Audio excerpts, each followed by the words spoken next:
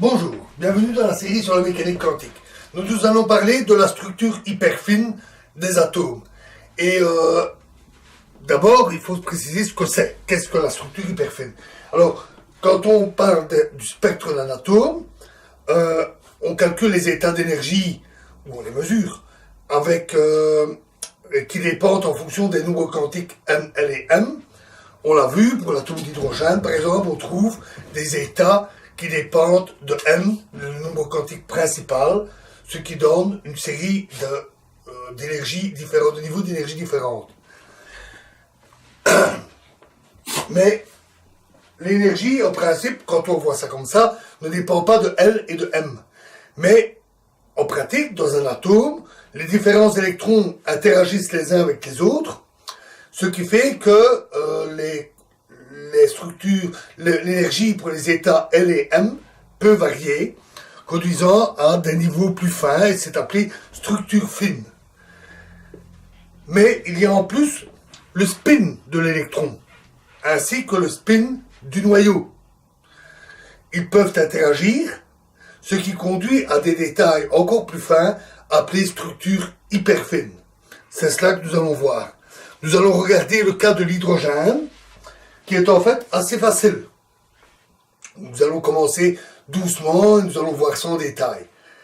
Alors, dans l'hydrogène, le premier état excité est à 10 électronvolts.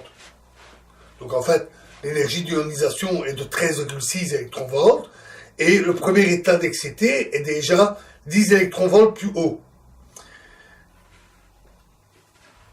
Considérons maintenant l'électron dans son état de base, m égale 0. Il y a en fait 4 états possibles en fonction du spin. Si on prend une direction de référence, généralement on prend la direction Z, verticale, l'électron peut avoir un spin dirigé en haut ou un spin dirigé en bas. De même que le proton, le noyau d'hydrogène, le proton, peut avoir également un spin dirigé en haut ou un spin dirigé en bas. Donc il y a 2 fois 2 égale 4 états possibles. 4 états de base, 4 états fondamentaux, donc pour n égale 0, qui sont possibles à cause du spin de l'électron et du proton. Ces spins impliquent une variation de l'énergie. Alors pourquoi? Parce que le spin dit moment magnétique. L'électron et le proton ont un moment magnétique et ils sont en interaction, ce qui implique une différence d'énergie. Mais cette différence est très faible. 10 exposant moins 7 électronvolts, donc un dixième de millionième d'électronvolts, à comparer aux 10 électronvolts du premier état excité. C'est donc une différence minime qui est souvent négligée. On parle de l'état de base, alors qu'en réalité, il y a 4 états qui peuvent avoir des énergies différentes, très légèrement différentes. Si on regarde le spectre d'un atome, comme l'hydrogène, on obtient des raies bien précises et assez intenses pour n égale 0, n égale 1, n égale 2, n égale 3, etc. L'électron étant seul, il n'a pas de structure fine, donc L et M n'interviennent pas. Mais si on regarde de très près les raies, si elles sont suffisamment fines, donc si on travaille à très basse température, et qu'on regarde de très très près les raies, on constate qu'elles sont démultipliées par la structure hyper fine. Alors, quel état de base allons-nous choisir pour étudier ça? Alors, d'une manière générale, quand on choisit les états de base, peu importe quels états on va choisir pour les états de base, puisque une base n'est pas fixée, il y en a une infinité possible, il suffit de faire un changement de base. Ce sont juste des états qui permettent de décrire les autres états en faisant des combinaisons linéaires. Nous avons déjà vu cela. La seule règle, c'est que ces états doivent être complets, c'est-à-dire que tout autre état doit pouvoir être décrit par une combinaison linéaire des états de base, et ils doivent être indépendants. C'est-à-dire que si on a 3 états de base, 3 et 1 et 2, tel que 3 est égal à 1 plus 2, mais c'est pas bon. C'est pas bon parce que 3 n'est pas indépendant de 1 et de 2. Ça doit être des états indépendants. Pour celui qui connaît les espaces vectoriels, c'est le principe d'une base de vecteurs d'un espace vectoriel. On choisit normalement des états normalisés, de grandeur unité, et on choisit des états orthogonaux, de préférence. Ce n'est pas une obligation, en fait. En général, on choisit des états de base tels que 1, 2 est égal à 0.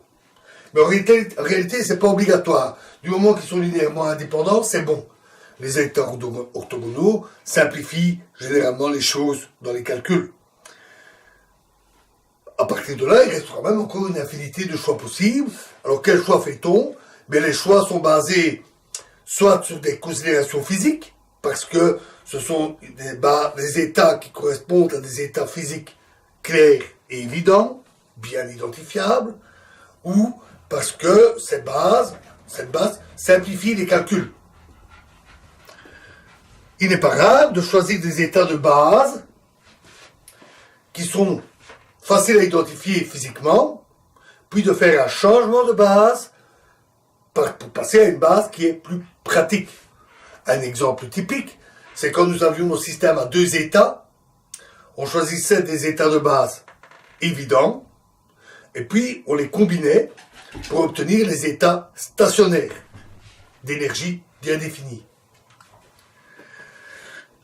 Ici, nos états de base, mais ils sont effectivement assez évidents. L'électron peut avoir un spin en haut et le proton un spin en bas. Donc on choisit 4 états, plus, moins, moins plus et moins moins. Ou plus moins veut dire spin haut ou spin bas. C'est plus court à écrire comme ça. Ceci correspond à l'électron et ceci correspond au proton. Donc il y a 4 états possibles, 4 états de base possibles. Par exemple, celui-ci correspond à un noyau, un proton avec un spin dirigé vers le haut, et un électron avec le spin dirigé également vers le haut. On peut aussi les numéroter 1, 2, 3, 4, ce qui est encore plus court. Mais est-ce que ce choix est correct? Parce que certains pourraient dire, oui, mais là, on considère les spins de l'électron et du proton indépendamment.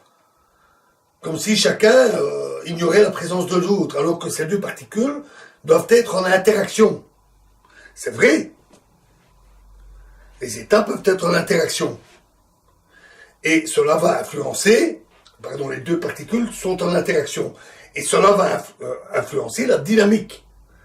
Donc, le changement des états de l'électron et du proton au cours du temps peut varier à cause de cette interaction. Mais à un instant donné, peu importe la dynamique. Et quelle que soit l'interaction entre l'électron et le proton, ils peuvent toujours avoir un spin vers le haut ou un spin vers le bas. C'est des particules de spin 1,5.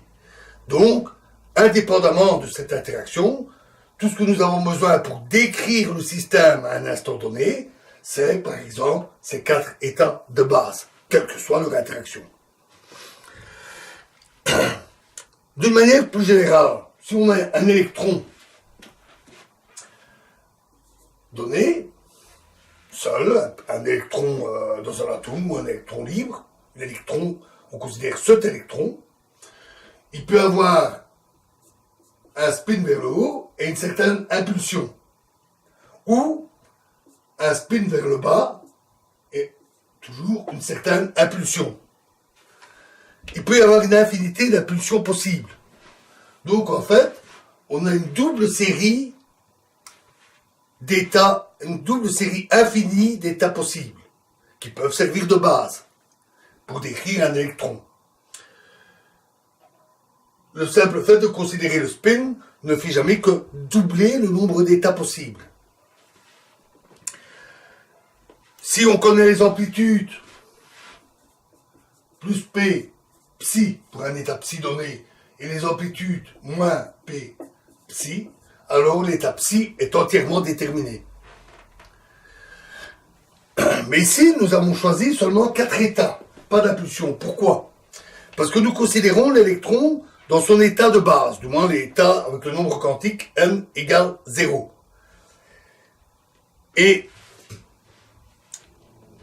le choix de cette valeur donne automatiquement la fonction d'onde décrivant l'électron autour de l'atome. Ici, c'est l'état 1s, c'est une distribution sphérique. Et cela fixe donc la position et l'impulsion, ou du moins la distribution de la position de l'impulsion par une fonction d'onde bien précise. Ce qui correspond à une certaine combinaison d'impulsions données. Donc peu importe les impulsions, elles sont décrites par la fonction d'onde de l'électron. On n'a pas besoin, pour étudier la structure hyperfine, on n'a pas besoin de décrire tous ces états d'impulsion possibles. Ils sont fixés par le fait que l'électron est dans son état de base. Donc on a besoin, dans notre cas, de le considérer que l'état de spin. Donc au lieu de considérer deux séries infinies, on peut simplement se concentrer sur le spin et ne considérer que deux états de spin possibles, et donc 4 états possibles pour l'atome. Voilà. Comme introduction, ça va suffire. Nous avons notre description de l'atome d'hydrogène avec les spins de l'électron et du proton. La prochaine étape, que nous attaquerons dans la prochaine vidéo, j'ai préféré la séparer parce que c'était un peu plus long, ça consiste à déterminer justement l'interaction entre l'électron et le proton afin d'étudier la dynamique, l'évolution de ce système et les valeurs de l'énergie. Et donc, tout ce dont nous aurons besoin, c'est de calculer l'hamiltonien du système en se concentrant sur le spin. Et donc ça, c'est ce que nous verrons dans la prochaine vidéo. Je vous remercie.